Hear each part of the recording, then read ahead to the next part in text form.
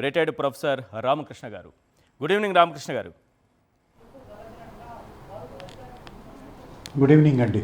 Sir, ఏంటి ఈ మోంతా తుఫాను ఎందుకింత ప్రమాదకరంగా కనిపిస్తోంది? ఇది తీరం దాటే సమయంలో ఎలాంటి ప్రభావం చూపిస్తుంది? అంటే ఇప్పుడు మంతా తుఫాను దాదాపు ఒక 500 కిలోమీటర్లు నిడివి ఉన్న తుఫానుగా తయారైందండి. అదేంటంటే ఆల్ అలాంగ్ ది కోస్ట్ ఉన్న క్లౌడ్ బ్యాండ్స్ని లోపలికి తీసుకుని అది ఎన్సర్కిల్ అయ్యి ఒక హ్యూజ్ క్లౌడ్ మాస్ కింద ఇప్పుడు ఫామ్ అయ్యింది.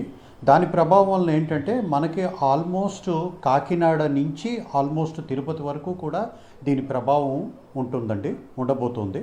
అది కాకుండా ఏంటంటే ఇప్పుడు మీరు లేటెస్ట్ పొజిషన్ చూసుకున్నట్టయితే this has become a very huge cloud mass in and around Tirupati and Madras, Chennai, అక్కడ కాన్సన్ట్రేట్ అయ్యి ఉంది. కానీ ఆల్ అలాంగ్ ద కోస్ట్ మీకు క్లౌడ్ బ్యాండ్స్ని దానిలోకి సక్ చేసుకోవడం మూలాన మనకి విపరీతమైన గాలులు, అంతేకాదు భారీ వర్షపాతం కూడా నమోదయ్యే అవకాశాలు ఉన్నాయండి.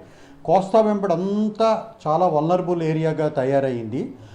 ఇది ఈ అర్ధరాత్రికి కొంచెం తీరాన్ని దాటే అవకాశాలు ఉన్నాయండి. ఇందులో ఒక మోస్ట్ కాంప్లికేటెడ్ విషయం ఏమిటంటే ఈ తుఫాన్కి సెంటర్ అనేది నిర్దేశించడం ఇప్పటివరకు జరగలేదు. సెంటర్ ఆఫ్ ది సైక్లోన్ అసలు ఫామ్ అవ్వలేదు. ఈ ఫామ్ అవ్వలేకపోవడం మూలాన మనకి ఎక్కడ తీరాన్ని దాగుతుందో అన్నది నిర్దిష్టంగా చెప్పలేకపోతున్నాం సైంటిఫిక్ కమ్యూనిటీ అంతాను.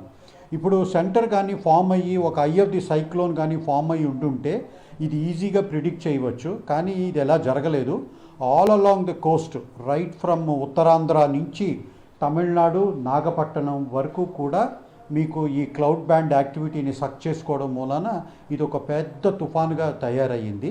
దాని మూలాన చాలా భారీ ప్రమాదం పడే అవకాశాలు ఉన్నాయి. తర్వాత ఏంటంటే రైల్ ట్రాక్స్ కానీ విపరీతమైన ఫ్లడ్డింగ్ కానీ జరిగే అవకాశాలు ఉన్నాయి నెక్స్ట్ 24 అవర్స్లో. రైల్వే ట్రాక్స్ కూడా దెబ్బతినే స్థాయిలో ఈ ప్రభావం ఉండబోతుందా సార్? అవునండి. ఇది మీరు అంటున్నట్టుగా సెంటర్ ఆఫ్ ది సైక్లోన్ ఎందుకు ఫామ్ కాలేదు? ఇలాంటి సిచ్యువేషన్ ఎప్పుడు కనిపిస్తూ ఉంటుంది మనకి మామూలుగా?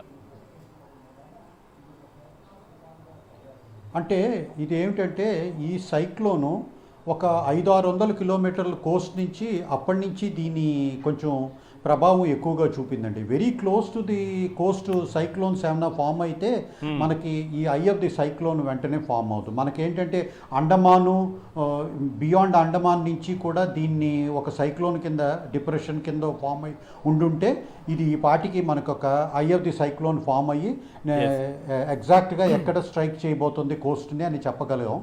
కానీ ఇది మూలన ఏంటంటే ఇక్కడ సముద్ర వాతావరణం నుంచి అంత ఎంకరేజ్మెంట్ లేకపోవడం ఈ సైక్లోన్ అంతగా గ్రో అవడానికి, ఆ తర్వాత చాలా భారీ క్లౌడ్ మాసెస్ కూడా వీటిల్లో ఎంటాంగిల్ అయిపోయి ఉండడం మూలాన కారణం అండి. సో తీరం దాటే సమయంలో ఎలా ఉంటుంది సార్ ఈ ప్రభావం? చాలా ఎక్కువగా ఉంటుందా? ఆ సమయంలో ఏం జరుగుతుంది?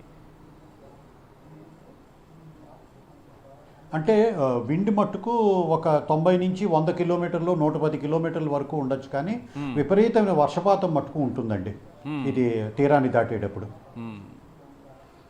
అంటే కుండపోత వర్షం ఒక్కసారిగా కురవడం వల్ల చాలా పెద్ద ఎత్తున మనకు నష్టం జరిగే అవకాశం ఉంటుందంటారా? అవునండి. వర్షపాతం మూలానే ఈ సైక్లోను వర్షపాతం మూలానే ఎక్కువ నష్టం జరిగే అవకాశాలు ఉన్నాయండి విండ్ కన్నాను. ఇప్పుడు కాకినాడ వద్ద ఇది తీరం దాటే అవకాశం ఉందని చెప్తున్నారు. ప్రస్తుతానికి అది కదులుతున్నటువంటి దిశను చూస్తూ ఉంటే లాస్ట్ మినిట్లో కూడా అటు ఇటుగా కొంత దిశను మార్చుకునే అవకాశం ఉంటుందా? ఇక కాకినాడ దగ్గరే తీరం దాటే అవకాశం ఉంటుందా? ఎట్లా ఉంటుంది దీని కదలిక? అంటే ఎగ్జాక్ట్గా కాకినాడ దగ్గర తీరం దాటుతుందని చెప్పలేమండి. ఎందుకంటే the centre of the cloud mass అంతాను నియర్ చెన్నై కాన్సన్ట్రేట్ అయ్యి ఉంది. ఓకే, కాకినాడ దగ్గర ఉండేదంతా మేఘావృతమైన వాతావరణం. ఆ మేఘాలు కాకినాడ మీదుగా మచిలీపట్నం మీదుగా అంతా ఆ సైక్లోన్లోకి వెళ్ళిపోవడం మూలాన అది సక్ చేసుకోవడం మూలానే ఈ విపరీతమైన గాలులు, వర్షపాతం అండి.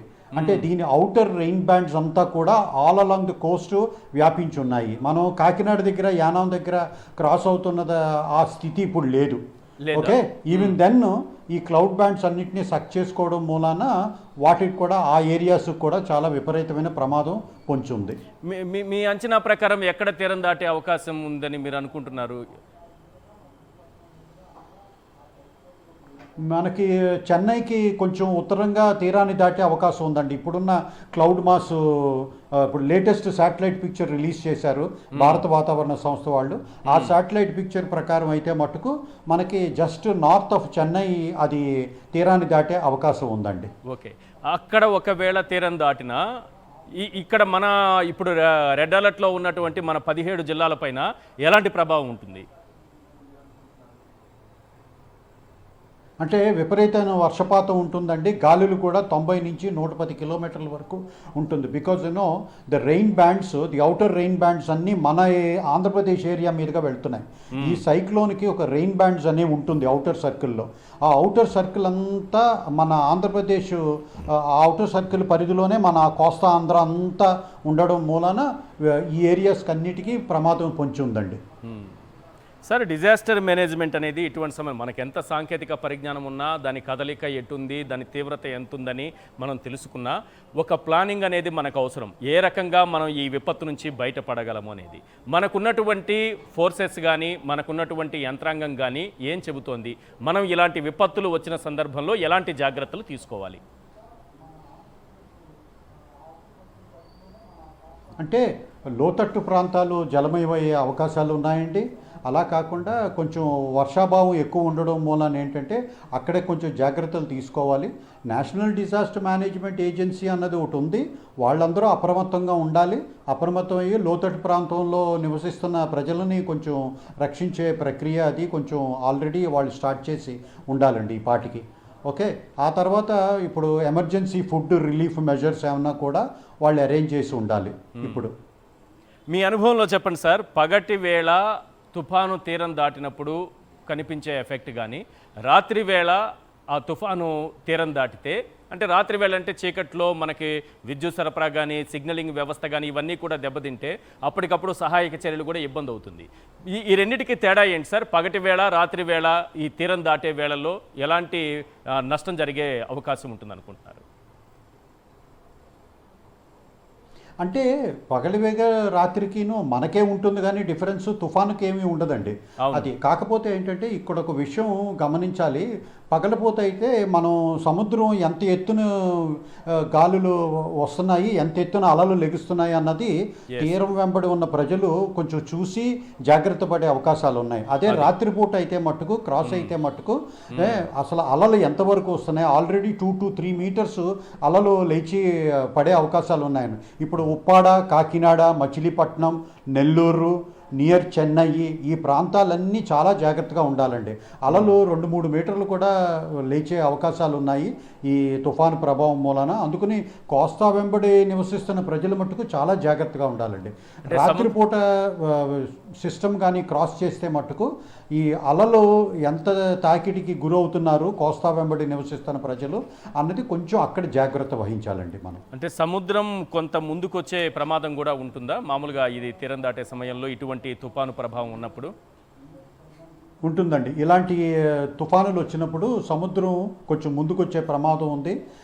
సముద్రం వెంబడి ఉన్న లోతట్టు ప్రాంతాల్లో కూడా జలమయమయ్యే అవకాశాలు ఉన్నాయండి.